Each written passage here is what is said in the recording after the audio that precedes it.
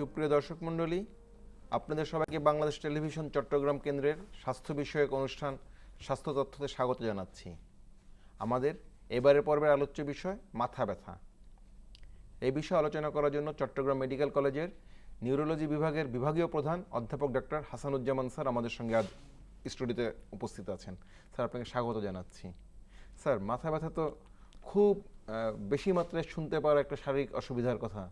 আমরা যারা এই চিকিৎসা পেশায় আছি বা এমনকি পরিবারে কোনো চিকিৎসক না থাকলেও সেই পরিবারে মাথা ব্যথার কথা বেশ আলোচিত হয়। মাথা ব্যথা কেন হয় স্যার? আসলে আপনি আজকে এমন একটা গুরুত্বপূর্ণ বিষয় অবতারণা করেছেন যে মাথা ব্যথা হয় না এরকম লোক বাংলাদেশে শুধু না, পৃথিবীতে পাওয়া যাবে না। তার লাইফ টাইমে একবার না একবার মাথা ব্যথাতে সে ভুগবেই। এখন মাথা ব্যথার হওয়ার যে কারণ, সেটা বিভিন্ন কারণে হতে পারে। বিভিন্ন ব্যথা জিনিসটা আসলে আপনার ব্যথার রিসিপ্টর থাকে শরীরে, যে কোনো জায়গায় ব্যথার রিসিপ্টরকে যখন স্টিমুলেট করে তখন হয়। তো মাথার ভিতরে যে ব্যথার রিসিপ্টরগুলো আছে অথবা মাথার আশেপাশে যে স্ট্রাকচারগুলো আছে, সেগুলোতে যখন ব্যথার রিসিপ্টরগুলো উদ্দীপিত হয় তখন মাথা ব্যথা হয়। এটা হচ্ছে ইন জেনারেল একটা মানে সংক্ষেপে যদি বলতে পারি আমরা। যেমন স্যার, অনেক সময় আমরা দেখি যে রোদ্রে গেলাম, মাথা ব্যথা হলো, তখন ব্যথা রিসেপ্টর কেন স্টিমুলেটেড হচ্ছে, বা জার্নি করলে মাথা ব্যথা হচ্ছে, এরকম কেন দেখা যায়? মাথা ব্যথার কারণগুলা কি কি আমরা সাধারণত দুইটা ভাগে ভাগ করি। একটা হচ্ছে প্রাইমারি মাথা ব্যথা, প্রাইমারি হেডেক। আরেকটা হচ্ছে হলো আপনার সেকেন্ডারি হেডেক, যে অন্য কোনো কারণের জন্য মাথা ব্যথা করতেছে। যেমন আপনাকে একটা এক্সাম্পল দিই আমি, যে কোনো ধরনের জ্বর হলে পরে মাথা ব্যথা করবে। এটাতে কিন্তু মাথার নিজস্ব প্রবলেম না, এটা জ্বরের জন্য মাথা ব্যথা করে। এটা সেকেন্ডারি মাথা ব্যথা। কোনো টিউমারের জন্য মাথা ব্যথা করতে পারে, মেনিনজাইটিস, এনকেফালাইটিস, স্ট্রোক, এগুলোর জন্য মাথা ব্যথা করতে পারে। এগুলা সব হচ্ছে সেকেন্ডারি। আর যখন আমরা বলি যে মাথা ব্যথা নিজেই একটা রোগ, সেটাকে বলি আমরা প্রাইমারি। সেটা হচ্ছে হলো আপনার টেনশন টাইপ হেডেক যেটা বলি আমরা, এটা খুব কমন। মাইগ্রেন খুব কমন। তারপরে আরও কিছু ডিজিজ আছে যেমন ক্লাস্টার হেডেক, এগুলো এত কমন না।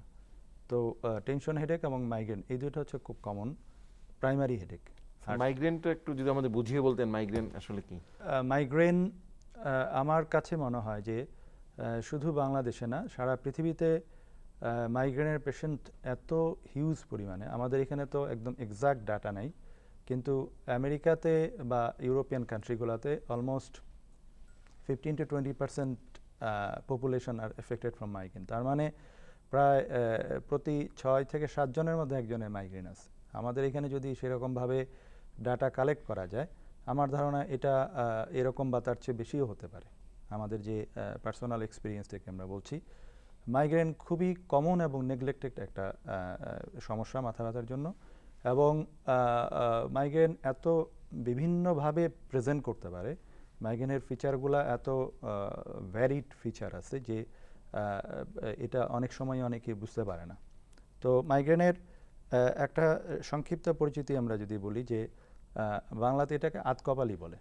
আধকপালি? হ্যাঁ, মানে ইংলিশে বলে হেমিক্রেনিয়া, আর বাংলাতে যে কোনো একটা দিকে কপালের। হ্যাঁ, এটা ইউজুয়ালি এটা হচ্ছে সাধারণত একদিকে মাথা ব্যথা করে, কিন্তু সব সময় না। এটা দুই দিকেও করতে পারে, আনকমনলি দুই দিকে করতে পারে, অথবা পুরো মাথায় করতে পারে, কিন্তু সাধারণত একদিকে করে।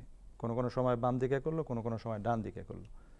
তো এই মাইগ্রেনের আরও কতগুলো ফিচার আমরা বলি যে থেকে থেকে হবে, সাধারণত একসাথে হয় না। মানে আজকে হলো, আবার এক সপ্তাহ পরে একদিন হলো, এরকম এপিসোডিক যেটাকে ইংলিশে বলে। আরেকটা হচ্ছে যে এটা মাথা ঝাঁকালে পরে এটা বেড়ে যায়। আচ্ছা। এবং সাথে আপনার দেখা যায় যে যদি ইয়া করা যায়, মানে একটু সিভিয়ার টাইপের অথবা মডারেট টাইপের ব্যথা, হ্যাঁ, মধ্যম থেকে সিভিয়ার টাইপের ব্যথা হয়, এবং এখানে টনটন টাইপের ব্যথা হয়। ব্যথাটা থ্রোবিং বলি আমরা, সাথে থ্রোবিং টাইপের ব্যথা হবে। এবং এই ব্যথার সাথে আপনার বমি ভাব অথবা বমি হয়ে যাওয়া, তারপর হচ্ছে আপনার এই আলো সহ্য করতে না পারা বা শব্দ এটাতে বেড়ে যাওয়া, এই জিনিসগুলো থাকে। স্যার, মাইগ্রেন কি আগে থেকে লক্ষণ বোঝা যায় যে আমার আজকে মাইগ্রেনে ব্যথা উঠতে পারে? ব্যথা ওঠার আগে এমন কোনো কিছু কি লক্ষণ আছে খুব কিনা? চমৎকার প্রশ্ন করেছেন আপনি। আসলে এটাকে বলি আমরা প্রিমনিটরি সিমটমস অথবা প্রোড্রম, তারপরে অরা, এরপরে হচ্ছে হলো মানে হেডেক ফেজ, এগুলো আমরা মেডিকেল টার্ম ইউজ করলাম। মাইগ্রেনের যারা মাইগ্রেনিয়ার, যারা মাইগ্রেনে ভুগে, তারা আসলে অনেকেই আছে যে আগের দিন সকালবেলায় বা আগের দিনই বুঝতে পারে যে তার সামনে মাথা ব্যথা শুরু হয়ে যাবে। দেখা যাবে যে তার মুড চেঞ্জ হয়ে গেছে, সে হাই তুলতেছে, তার সব কিছু একটু বিরক্ত লাগতেছে, একটু মানে বেশি রেসপন্স করতেছে যে কোনো কিছুতে। এই জিনিসগুলা আগে থেকেই শুরু হয়ে যায় এবং তখনই যে পেশেন্ট সে বুঝতে পারে যে আমার হয়তো মাইগ্রেন অ্যাটাক হবে। এবং অনেক সময় দেখা যায় অ্যাটাকের আগে কিছু অরা হয়। অরা মানে হচ্ছে সাধারণত এটা ভিজুয়াল অরা, চোখের জিগজ্যাগ লাইন দেখে, ঝাপসা ঝাপসা দেখে, শস্য ফুল দেখে, হ্যাঁ, এবং তারপরেই মাথা ব্যথা শুরু হয়ে যায়। আর স্যার আপনি এটা বললেন যে মাইগ্রেন মাথা ব্যথার লক্ষণগুলো বললেন, আপনি আবার বললেন যে ক্লাস্টার হেডেক একটা কথা বললেন, আরেকটা বললেন টেনশন করলেও হেডেক হয়। টেনশন হেডেকটা কেমন ধরনের হয় স্যার? বা টেনশন করলে যে মাথা ব্যথার, এটা কোনো খারাপ কোনো কিছু কিনা স্যার? আসলে আপনার টেনশন হেডেকটা যদি আমরা পার্সেন্টেজের দিক থেকে দেখতে চাই, তাহলে টেনশন হেডেক হচ্ছে হলো যে আপনার সবচেয়ে কমন। কিন্তু ইন্টারেস্টিং ব্যাপার হচ্ছে যে টেনশন হেডেক নিয়েও আমরা চলাফেরা করতে পারি। টেনশন হেডেকটা আমাদেরকে ডিসেবল করে দেয় না, যার জন্য যখন রোগীরা ডাক্তারের কাছে যায় তখন টেনশন হেডেকের সংখ্যা কমে যায়। মানে টেনশন হেডেকের জন্য ডাক্তারের কাছে অনেক সময় যায় না রোগীরা। সেই জন্য ডাক্তারের কাছে যারা যাচ্ছে বা হসপিটালে যারা যাচ্ছে, তাদের মধ্যে বেশি পার্সেন্টেজ হচ্ছে, অলমোস্ট 90% হচ্ছে মাইগ্রেন, যদি আমরা প্রাইমারি হেডেকের কথা চিন্তা করি। এখন টেনশন হেডেক এমনি কমন, কিন্তু এটাকে আমরা বলি ফিচারলেস। আমরা একটু আগে যেমন বলছিলাম যে মাইগ্রেনে আপনার মাথা ব্যথার সাথে তার নওশিয়া থাকবে, বমি বমি ভাব থাকবে, বমি হয়ে যাবে, অথবা আপনার সে আলো সহ্য করতে পারবে না, শব্দ সহ্য করতে পারবে না, সেই সময় যে কোনো কিছুই তার বিরক্ত লাগবে। সে যদি জার্নি করে মাথা ব্যথা শুরু হয়ে যেতে পারে। অনেক সময় দেখা যায় যে কোনো ইমোশনাল ডিস্টারবেন্স হলে পরে মাথা ব্যথা শুরু হয়ে যেতে পারে।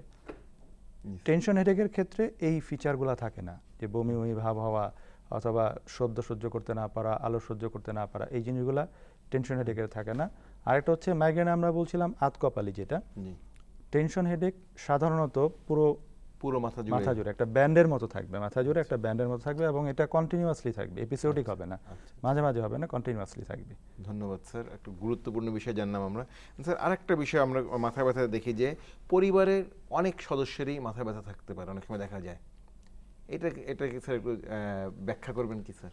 হ্যাঁ, এটাও খুবই খুবই জরুরি একটা জিনিস, যে অনেকেই এটাতে আতঙ্কিত হয়ে যায় যে আমার মায়ের মাথা ব্যথা ছিল, আমার নানির মাথা ব্যথা ছিল। এবং অনেক পেশেন্ট আমাদের কাছে এসে বলে যে স্যার আমার তো সাইনাসের সমস্যা আছে। রোগীরা অনেক সময় ভুল ইমপ্রেশনের জন্য এরকম বলে।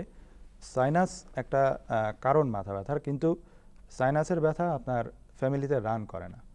যে পেশেন্ট বলবে যে আমার মায়ের মাথা ব্যথা ছিল, আমার নানির মাথা ব্যথা ছিল, ধরে নিতে হবে যে তার মাইগ্রেন আছে। মাইগ্রেন ওটা সাইনাসের সমস্যা না, ওইটা স্পেসিফিক্যালি ওই জিনিসটা সাইনাসের সমস্যা না, কিন্তু সাইনাসের জন্য মাথা ব্যথা করতে পারে। সেটার অন্যান্য ফিচার থাকবে, যেমন নাক বন্ধ থাকবে, আপনার এদিকে ভারী ভারী লাগবে, আপনার একটু সর্দি থাকতে পারে, একটু জ্বর জ্বর ভাব থাকতে পারে। এই জিনিসগুলো সাইনাসের ব্যথাতে থাকবে। তাহলে স্যার এটা কি কোনো খারাপ কিছু কিনা? যেমন পরিবারে ডায়াবেটিস একটা এই ধরনের রোগ, যে মায়ের ছিল, নানির ছিল, আমার হয়ে গেছে, সেটা এক ধরনের। আবার এই মাথা ব্যথা, এটা কোনো খারাপ কোনো কিছু নির্দেশ করে কিনা? আমরা যদি আপনার মোটা দাগে বলতে চাই যে মাথা ব্যথা হলে পরে আপনার অনেকগুলা জিনিস বিবেচনায় নিয়ে আসি আমরা, যে এটা কি হঠাৎ করে হয়েছে, এটা কি 55 বছরের পরে হয়েছে কিনা, খুব সিভিয়ার মাথা ব্যথা হঠাৎ করে, অথবা একজনের এক ধরনের মাথা ব্যথা ছিল সেটার ক্যারেক্টার চেঞ্জ হয়ে গেছে, অথবা মাথা ব্যথার সাথে কোনো সিস্টেমিক, যেমন জ্বর, বমি, অথবা কোনো নিউরোলজিক্যাল কমপ্লিকেশন, ধরেন একটা সাইড দুর্বল হয়ে গেছে বা চোখে দেখতেছে না, অথবা মুখ বাঁকা হয়ে গেছে, এরকম ফিচার আছে কিনা। এগুলাকে আমরা রেড ফ্ল্যাগ সাইন বলি, যে মাথা ব্যথার সাথে যদি এই সাইনগুলো থাকে তখন আপনাকে সচেতন হয়ে যেতে হবে, আপনাকে চিন্তা করতে হবে যে কোনো সিরিয়াস আন্ডারলাইন কোনো কজ আছে কিনা, এবং অবশ্যই একজন স্পেশালিস্টের সাথে যোগাযোগ করতে হবে। সে টোটাল জিনিসটা ইভ্যালুয়েট করে আপনাকে বলতে পারবে যে এটা সিরিয়াস কোনো কিছু কিনা। হ্যাঁ, কিন্তু সব মাথা ব্যথাতেই সিরিয়াস হওয়ার চিন্তা করার কারণ নাই। এবং আপনাকে এই প্রসঙ্গে আমি একটু জানিয়ে রাখি যে আসলে বেশিরভাগ মাথা ব্যথাই আমরা বলি বিনাইন, তার মানে অত সিরিয়াস না, ক্ষতি করবে না। ক্ষতি করবে না মানে তার কোয়ালিটি অফ লাইফ কমায় ফেলবে, কিন্তু যে এটার থেকে জীবন সংশয়ী না এরকম। কিন্তু সব মাথা ব্যথা এই যে বিনাইন, সব মাথা ব্যথাতেই যে চিন্তা করতে হবে না এরকম না, কিছু কিছু ক্ষেত্রে চিন্তা করার ব্যাপার থাকে। সেই জিনিসগুলো আমরা যে উপসর্গগুলোর কথা বললাম, সেকেন্ডারি কজ যেগুলো বলেছেন, সাধারণত সেকেন্ডারি কজের মানে অনেকগুলা সেকেন্ডারি কজের কারণে সেখানে চিন্তা করার বিষয় আছে। তাহলে স্যার আরেকটা বিষয় প্রায় যেটা শুনি, রোগীরা এসে বলে যে ডাক্তার সাহেব আমার প্রেশার বেড়ে গেছে। কিভাবে বুঝলেন প্রেশার বেড়ে গেছে? প্রেশার তো চোখে দেখা যায় না। ঠিক এইভাবে তাকে জিজ্ঞেস করা হয়, তখন বলে আমার মাথা ঘোরাচ্ছে এবং মাথা ব্যথা করতেছে, ঘাড় ব্যথা করতেছে। তারপর স্যার ব্লাড প্রেশার বেড়ে যাওয়ার সঙ্গে এই মাথা ব্যথার কোনো সম্পর্ক আছে কিনা? হ্যাঁ, এটাও আপনি খুব কমন একটা কমপ্লেইনের কথা বললেন। এবং এটা আসলে আমরা যেটা রোগীরা বলতে চায় যে প্রেশার হলে পরে মাথা ব্যথা সে করে, কিন্তু ইউজুয়ালি বেশিরভাগ ক্ষেত্রেই প্রেশার খুব বেশি যদি না বাড়ে, ডায়াস্টোলিক নিচের ব্লাড প্রেশারের নিচের লেভেলটা যদি 110-এর উপরে না যায়, তাহলে ইউজুয়ালি মাথা ব্যথা করে না। অনেক সময় এটা মাইগ্রেনের পেশেন্টরা বলে যে আমার প্রেশার বেড়ে গেছে, কিন্তু আমি যদি প্রেশার মাপি তখন প্রেশার পাই না। আসলে তার হয়তোবা খুব সম্ভবত মাইগ্রেনের একটা অ্যাটাক হয়েছিল। তার মানে সব মাথা ব্যথার কারণে ব্লাড প্রেশার বেড়ে গেছে সেটা চিন্তা করার কারণে? বেশিরভাগ ক্ষেত্রেই না। স্যার আরেকটা বিষয় খুব দেখা যায় যে রোগীরা প্রায় জিজ্ঞেস করে, সেটা হচ্ছে যে ডাক্তার সাহেব আমার তো দীর্ঘদিন ধরে মাথা ব্যথা, আমি ভয় পাচ্ছি আমার কোনো মারাত্মক কোনো কিছু ঘটে যাবে কিনা। এটা কি স্যার? হ্যাঁ, এটা আসলে আপনি যেটা বলছেন এটা খুব কমনলি বিলিভ করা হয়, কিন্তু আসলে মানে অ্যাকচুয়াল সিচুয়েশনটা হচ্ছে জাস্ট রিভার্স, উল্টো। মানে যদি অনেক দিন মাথা ব্যথা থাকে তখন সেটাকে আমরা সাধারণত কম ক্ষতিকর মনে করি, আমরা কম ভয়ঙ্কর মনে করি বেশিরভাগ ক্ষেত্রে। এবং যেটা হঠাৎ করে শুরু হয় সেটা বরঞ্চ সেটাকে বেশি আপনার গুরুত্ব দিতে হবে, এবং সেখানে খারাপ কারণগুলো খুঁজে দেখতে হবে যে কোনো সাবআরাকনয়েড হেমোরেজ মানে ব্রেইনে কোনো স্ট্রোক হয়ে গেল কিনা, অথবা মস্তিষ্কে কোনো রক্তক্ষরণ হলো কিনা, মস্তিষ্কে কোনো রক্তক্ষরণ হয়ে গেল কিনা, কোনো ব্লক হয়ে গেল কিনা, অথবা মেনিনজাইটিস মস্তিষ্কের কোনো ইনফেকশন হয়ে গেল কিনা, ওই সমস্ত ক্ষেত্রে ওটা চিন্তা করতে হবে। যেমন আরেকটা বিষয় প্রায় রোগীরা বলে মাথা ব্যথার সঙ্গে, যে আমার মাথা ব্যথার সময় মাথা ঘোরায় এবং বমি হয়। স্যার এটা কোনো খারাপ কোনো বা কোনো বিপজ্জনক কোনো রোগের লক্ষণ কিনা স্যার? একটু আগে বলেছি যে বমি অথবা যদি নিউরোলজিক্যাল কোনো কমপ্লিকেশন থাকে, কোনো এক সাইড দুর্বল হয়ে গেছে, চোখ ট্যাড়া হয়ে গেছে, অথবা চোখে দেখতেছে না, ব্লাইন্ড হয়ে গেছে, যেমন ধরেন আপনার গ্লুকোমাতে যেটা অ্যাঙ্গেল ক্লোজার গ্লুকোমা, সেইখানে কিন্তু চোখে সে দেখবে না, একদম চোখে দেখতে পাচ্ছে না, চোখ লাল হয়ে যাবে, কিন্তু এগুলা অত বেশি কমন না। আর আপনার বমির কথা যেটা বলছেন আপনি, বমির বিভিন্ন রকমভাবে প্রেজেন্ট করতে পারে। যেমন মাইগ্রেনেও বমি হয়, বমি ভাব হয় অথবা বমি হয়, কিন্তু আপনাকে তখন অন্যান্য উপসর্গগুলো মিলিয়ে দেখতে হবে যে এটা।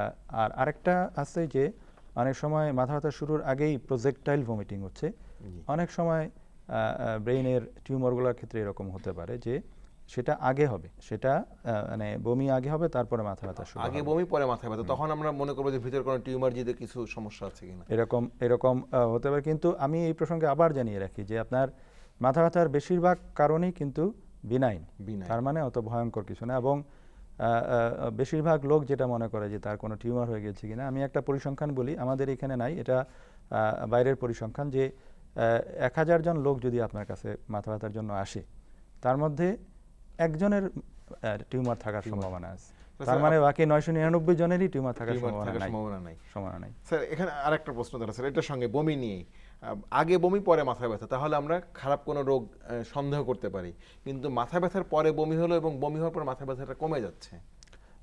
হ্যাঁ, মানে যেমন মাইগ্রেনে বমি হয়, একটা পর্যায়ে যে মাইগ্রেনে বমি হয়, কিন্তু বমি হওয়ার পরে ব্যথাটা একটু কমে যায় বা কম অনুভব করে।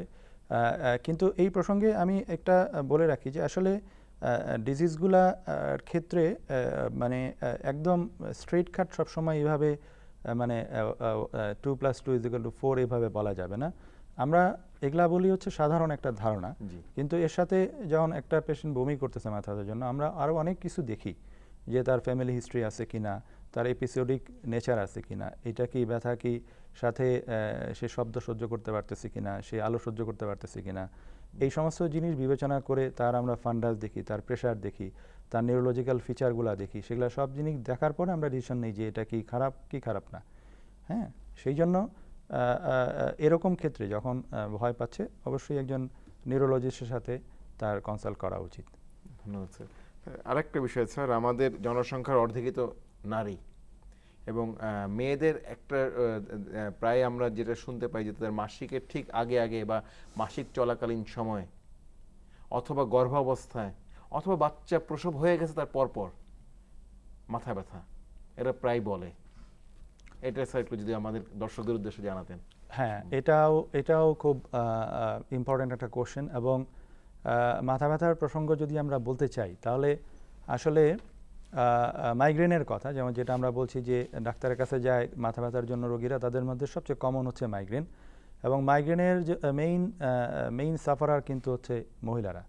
প্রায় 3 গুণ 4 গুণ বেশি মহিলা দেন পুরুষের চেয়ে মাইগ্রেনে ভোগে। কিন্তু স্পেসিফিক্যালি আমরা যদি একটা করে যাই, যে যেমন প্রসব পরবর্তী মাথা ব্যথা, ওই সময় কিন্তু কিছু ডিজিজ আছে, যেমন ধরেন আমরা বলি ভেনাস সাইনাস থ্রোম্বোসিস, এটা কিন্তু ওই সময় বেশি হয়। এটা স্ট্রোকের একটা ধরন, এবং ওই সময় আমাদেরকে স্ট্রোকের কথা মাথায় নিয়ে আসতে হবে। আপনার প্রেগন্যান্সির সময় মাথা ব্যথা বিভিন্ন রকমভাবে প্রেজেন্ট করতে পারে। যেমন ধরেন মাসিকের সময় মাথা ব্যথা, এটা সাধারণত মাইগ্রেনের ব্যথাগুলো মাসিকের সময় বেড়ে যায়। আবার অনেক পেশেন্ট আছে যে বিয়ে করলো মহিলা, তারপরে ওরাল কন্ট্রাসেপটিভ পিল খাওয়া শুরু করলো, এটা কিন্তু অনেক মাথা ব্যথাকে বাড়িয়ে দেয়, যেমন মাইগ্রেনের ব্যথাকে বাড়িয়ে দেয়। তাহলে আপনার সব আনুষঙ্গিক বিষয়গুলো বিবেচনা করে আমাদেরকে ডিসিশন নিতে হবে যে সে কোন মাথা ব্যথায় ভুগছে। আপনারা তো রোগের ইতিহাস জেনে বা কিছু শারীরিক পরীক্ষা করে মাথা ব্যথা কারণটা বা ধরনটাকে আপনারা নিরূপণ করেন, এছাড়া আপনারা কোনো পরীক্ষা নিরীক্ষার সাহায্য নেন কিনা? আমাদের আসলে জিনিসটা হচ্ছে যে যেই পেশেন্ট যে আসবে আমাদের কাছে বা ডাক্তারের কাছে যাবে, অবশ্যই খুব ভালো মতো হিস্ট্রিটা নিতে হবে, যে ইতিহাসটা শুনতে হবে, তারপরে ফুল একটা নিউরোলজিক্যাল এক্সামিনেশন করে ফেলতে হবে। এর মধ্যে প্রেশার দেখা, তার নিউরোলজিক্যাল সাইনগুলো দেখা, তার ফান্ডাস দেখা, তার চোখের রিফ্র্যাক্টিভ কোনো ইরার আছে কিনা, চোখে কম দেখে কিনা, তারপরে গ্লোকোমার জন্য ইন্ট্রাকুলার প্রেশার দেখা। এরপরে আমরা যদি মনে করি যে তার কোনো সিরিয়াস কারণ থাকার সম্ভাবনা আছে মাথার ভিতরে, তখন আমরা ইমেজিং করি, সিটি স্ক্যান অথবা এমআরআই অফ দ্য ব্রেইন করি আমরা। অনেক সময় পিঠের পিছন দিকে আমরা সুই দিয়ে এলপি বলা হয়, লাম্বার পাংচার, এটা সিএসএফ ফ্লুইড পানি বের করা হয় একটা, ওইটা এক্সামিনেশন করতে হয়। তো সিটি এবং এমআরআই আমাদের এই হিস্ট্রি এক্সামিনেশন, আমরা যে ইতিহাস শুনলাম, আমরা যে রোগীর এক্সামিনেশন করে যে জিনিসগুলো পেলাম, এটার পরিপ্রেক্ষিতে আমরা ডিসিশন নেই যে সিটি স্ক্যান বা এমআরআই করতে হবে কিনা। এটা ইন জেনারেল সবাইকে সিটি স্ক্যান বা এমআরআই করার দরকার নাই। স্যার, সিটি স্ক্যান এবং এমআরআই এর কথা যখন বললেন স্যার, তখন একটা বিষয় আপনার কাছে আবার জানতে আমার খুব আগ্রহ হচ্ছে। অনেক রোগীকে আমি দেখেছি বা আমি অন্যদের মাধ্যমে জেনেছি যে তারা চিকিৎসকের কাছে আসার আগেই অনেক সময় নিজেরাই, অনেক স্মার্ট রোগী আছে ওরা নিজেরাই কিন্তু এমআরআই করে ফেলে বা সিটি স্ক্যান করে ফেলে, এবং এসে বলে যে ডাক্তার সাহেব আমি তো এমআরআই করালাম, সিটি স্ক্যান করালাম, আমার রিপোর্ট তো নর্মাল। বা অনেক সময় সে হয়তো বা পাড়ার কোনো কোয়াকের কাছে গেছে, সেও সিটি স্ক্যান দিয়েছে, এমআরআই করিয়েছে। আসলে আপনি খুব প্র্যাকটিক্যাল কথা বলছেন, এবং এগুলা হরহামেশা হচ্ছে। আমরা আপনার মাধ্যমে যেটা জানিয়ে দিতে চাই যে ধরেন আমি ফর এক্সাম্পল যে কোনো পেশেন্ট টেনশন হেডেকে ভুগছে অথবা মাইগ্রেনে ভুগছে, এখানে তো আপনি যত পরীক্ষা নিরীক্ষা করেন কোথাও কোনো কিছু পাওয়া যাবে না। টেনশন হেডেক, মাইগ্রেনের এটা একটা ক্লিনিক্যাল ডায়াগনোসিস, আপনার রোগের উপসর্গ, হিস্ট্রি এবং এক্সামিনেশন করে ফাইন্ডিংস দেখে আপনাকে ডায়াগনোস করতে হবে। এই সমস্ত ক্ষেত্রে আপনি আমরা আপনাকে বলছি টেনশন হেডেক, মাইগ্রেন এগুলো খুব কমন, এবং সাধারণত সিটি স্ক্যান এমআরআই লাগে সেকেন্ডারি হেডেকগুলোর জন্য, এবং এইটা কম্পারেটিভলি আনকমন কম্পারেটিভলি। তাহলে আপনি দেখতে পাচ্ছেন যে বেশিরভাগ ক্ষেত্রেই সিটি স্ক্যান বা এমআরআই করা দরকার পড়বে না।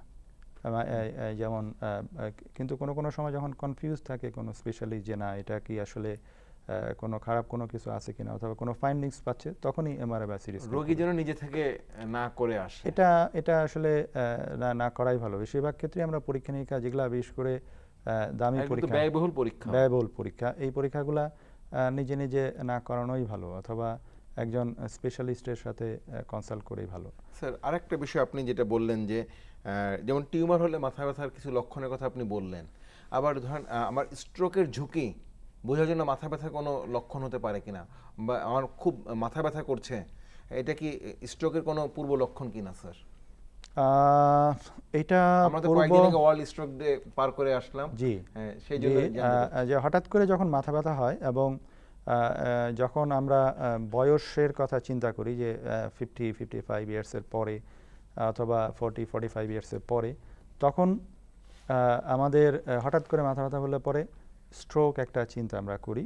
কিন্তু আমরা আগেও বললাম যে আপনাকে আসলে একটা জিনিস দিয়ে আমরা সবসময় চিন্তা করি না, আমাদের আনুষঙ্গিক অনেকগুলো জিনিস আমাদের মিলাইতে হয়, যে তার কি প্রেশার বেড়ে গেছে কিনা, তার কি অন্যান্য ফিচার যেগুলো স্ট্রোকে থাকে, একটা সাইড অবশ হয়ে যাওয়া, মুখ বাঁকা হয়ে যাওয়া, চোখ বাঁকা হয়ে যাওয়া, অথবা কথা বলতে অসুবিধা হওয়া, এই জিনিসগুলো আছে কিনা, অথবা অনেক সময় ঘাড় এরকম করতে অসুবিধা হয়, সাবআরাকনয়েড হেমোরেজ হলে পরে আপনার এটা একটা সাইন আমরা দেখি।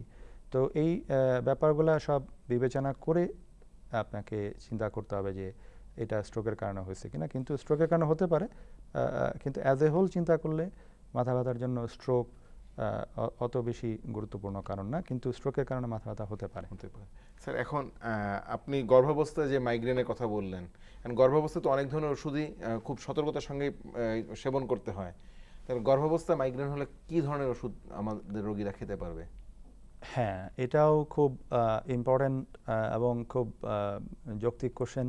কারণ আমরা বলেছি যে মাথা ব্যথার রোগীদের মধ্যে মেয়েরা একটা উল্লেখযোগ্য সংখ্যক, এবং একটা মেয়ে বিয়ের পরে তো গর্ভবতী হতেই পারে। এবং যেটা দেখা যায় যে আপনার ওই সময়ে না জানার জন্য, অজ্ঞতার জন্য অনেকেই অনেক ওষুধ খেয়ে ফেলে। কিন্তু আপনি খুব ভালো বলেছেন যে অনেক ওষুধই আসলে গর্ভাবস্থায় আপনার ডাক্তারের পরামর্শ ছাড়া খাওয়া উচিত না। এবং আমরা মাথা ব্যথার ব্যাপারে যদি বলতে চাই, তাহলে যদি সেকেন্ডারি কোনো মাথা ব্যথা হয়, তাহলে তো আসলে অ্যাকর্ডিং টু কজ আপনাকে চিকিৎসা করতে হবে। টিউমার থাকলে টিউমারের চিকিৎসা, যদি স্ট্রোক থাকে স্ট্রোকের চিকিৎসা। কিন্তু যদি প্রাইমারি হেডেক হয়, যেটা আমরা বলছি টেনশন হেডেক বা মাইগ্রেন, এবং আমরা বলছি ডাক্তারের কাছে কমনলি মাইগ্রেনের জন্যই আসে, সেটার যে প্রিভেন্টিভ ওষুধগুলো আমরা ব্যবহার করি, সেগুলার বেশিরভাগই গর্ভাবস্থায় খাওয়া উচিত না। তখন আমরা বলি যে আপনার তার লাইফস্টাইল চেঞ্জ করা উচিত, তার যে স্ট্রেস আছে সেটা কমায় ফেলা উচিত, তার পর্যাপ্ত ঘুমের ব্যবস্থা করা উচিত। তার হাজব্যান্ডকে আমরা ডেকে নিয়ে আসি, তাকে আমরা বলি যে আপনার যতটা সম্ভব স্ট্রেস কমানোর ব্যবস্থা করেন আপনার ওয়াইফকে। স্যার কোন ধরনের চিকিৎসকের কাছে যেতে হবে মাথা ব্যথার সমস্যার জন্য? আমাদের দেশে তো আসলে আপনার অনেক লোক, এবং মাথা ব্যথার জন্য আমি চাইলেই সবার কাছে আমি সাথে সাথে যেতে পারতেছি না। তো আপনার যে কোনো গ্র্যাজুয়েট ডাক্তার দেখুক, কিন্তু যদি সন্দেহ হয়, কারো ভয় লাগে, অথবা কেউ যদি মনে করে যে না আমার এটা আসলে আরও ইভ্যালুয়েশন করা দরকার, তাহলে অবশ্যই একজন নিউরোলজিস্টের কাছে যাওয়া উচিত। মাথা ব্যথার ব্যাপারগুলা নিউরোলজিস্টরাই, যারা স্নায়ুরোগ বিশেষজ্ঞ, তারাই আসলে ফাইনাল ইভ্যালুয়েশন করে আপনাকে একটা ডিসিশন দিতে পারবে। মাইগ্রেনের চিকিৎসা কতদিন চালাতে হয়? মাইগ্রেনের চিকিৎসায় আমরা বলি যে মাইগ্রেনের অ্যাটাকগুলা কত ফ্রিকুয়েন্টলি হচ্ছে বা কতদিন যাবৎ ভুগছে, কোন স্টেজের মাইগ্রেন, মানে সে কোন বয়সে আছে, তার কী ধরনের প্রফেশন, তার কি সামনে পরীক্ষা আছে কিনা, এগুলো অনেক জিনিস বিবেচনা করে আমরা সে প্রেগনেন্ট কিনা, তার বয়স কত, এগুলা জিনিস আমরা বিবেচনা। তো ইন জেনারেল আমরা বলি যে মাইগ্রেনের দুই ধরনের চিকিৎসা হয়। একটা হচ্ছে যে একটা অ্যাকিউট মাইগ্রেনের অ্যাটাক, সেটাকে কমিয়ে ফেলার জন্য আমরা অ্যাবর্টিভ চিকিৎসা বলি, যে প্যারাসিটামল থেকে শুরু করে NSAID অথবা ট্রিপটেন্স এগুলা ইউজ করি আমরা। আর আরেকটা চিকিৎসা আছে যে আপনাকে ক্রনিক্যালি রেগুলার বেসিসে ওষুধ খেয়ে যেতে হবে, যেন মাইগ্রেনের অ্যাটাকটা একদম শেষ হয়ে যায়, অথবা কমে আসে। এটা কতদিন সাধারণত স্যার এটা লাগে? সাধারণত কমপক্ষে 6 মাস এই চিকিৎসা চালাতে হয়। ধন্যবাদ স্যার। আমরা সময়ের স্বল্পতায় ভুগছি স্যার। আমরা আপনার কাছে সর্বশেষ যে প্রশ্নটা জানতে চাচ্ছি সেটা হচ্ছে যে এখন তো প্রযুক্তির উৎকর্ষতার যুগ এবং সেই প্রযুক্তি আমাদেরকে অনেক বেশি ডিভাইস নির্ভর করে ফেলেছে, যেমন সেলফোন বা ল্যাপটপ বা টেলিভিশন বেশি করে দেখা, এইগুলো কোনো প্রভাব আছে কিনা মাথা ব্যথার উপরে স্যার?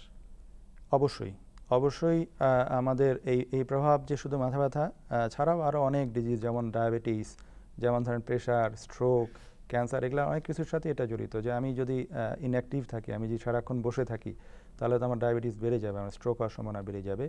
এর সাথে অনেকক্ষণ ধরে মাথা ব্যথা, অনেকক্ষণ ধরে যদি আমি বিভিন্ন গ্যাজেটগুলো ইউজ করি, আমি যদি রাত্রি 2টা-3টা পর্যন্ত জেগে থাকি, আমি ইন্টারনেটে থাকি, আমি অথবা মোবাইলে থাকি বা আমি টিভি দেখি, তাহলে এটা তো আমার লাইফস্টাইলকে হ্যাম্পার করছে। আমার ঘুমের যে বায়োলজিক্যাল ক্লক সেটাকে নষ্ট করে দিচ্ছে এবং আমাকে অলওয়েজ এক্সাইটেড রাখতেছে। ব্রেইন আপনার রেস্ট নেওয়ার কোনো সময় পাচ্ছে না। অতএব এই জায়গাগুলোতে মাথা ব্যথার আপনার হার বেড়ে যাবে, মাইগ্রেনের অ্যাটাকগুলো বেড়ে যাবে।